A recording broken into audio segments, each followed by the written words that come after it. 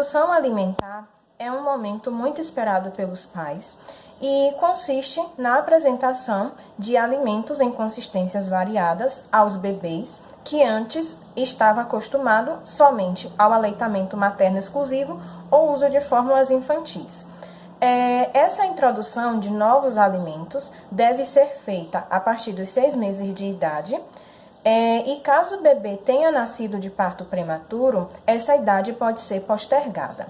Existem diversos métodos que irão auxiliar na introdução de novos alimentos e um deles é que o nosso grupo, composto por Aline Brito, Laiane Sacramento e eu, Simara Ângelo, vamos destacar de forma breve, que é a introdução alimentar participativa. A alimentação complementar participativa consiste na alimentação livre e gerenciada pelo próprio bebê, visando a sua total liberdade no momento de alguma refeição. Ou seja, o bebê é o agente ativo deste método, no qual ele vai poder ser exposto a diversas texturas, consistências de alimentos diferenciados. E por trás deste método existe um agente intermediador, que são os pais. Então, caso o bebê esteja tendo algum tipo de dificuldade, nesse momento, os pais estarão ali para dar um auxílio, seja usando uma colher, em qualquer coisa que o bebê esteja precisando, os pais estarão ali como um agente intermediador.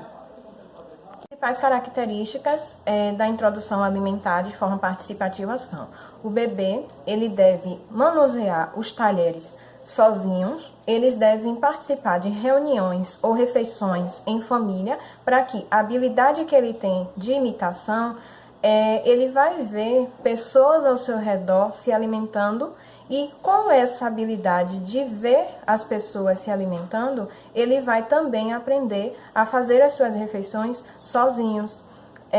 Os alimentos eles podem ser oferecidos isoladamente, por exemplo, somente um grupo de vegetais cortadinhos, ou então carne, ou pode ser também todos os grupos juntos.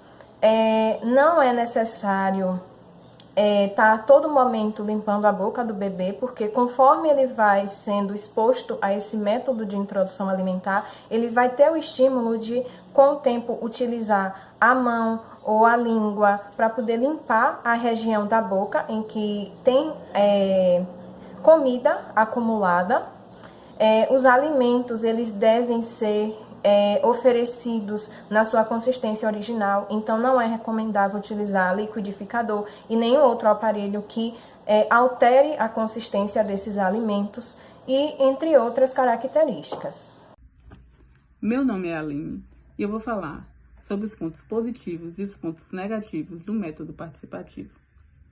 Os pontos positivos é que é um momento que se introduz uma alimentação saudável à criança, momento que elas adquirem habilidades sensoriais que podem determinar curto, médio e a longo prazo atitudes favoráveis ou não com relação aos hábitos, ao comportamento alimentar e quanto ao tempo de adaptação aos novos alimentos, assim como as preferências dessas crianças e as novas quantidades de comida que irá regular o apetite e a saciedade dos pequenos. Já os pontos negativos, os pais eles precisam estar preparados e alinhados com os nutricionistas para que essa introdução não seja confundida com uma indução. É nessa fase que a criança adquire hábitos bons e ruins. E uma introdução mal feita, ela pode causar danos alimentares das crianças, que podem ser irreversíveis a longo e a médio prazo, como, por exemplo, a obesidade. As crianças podem ficar com aversão a alguns tipos de alimento.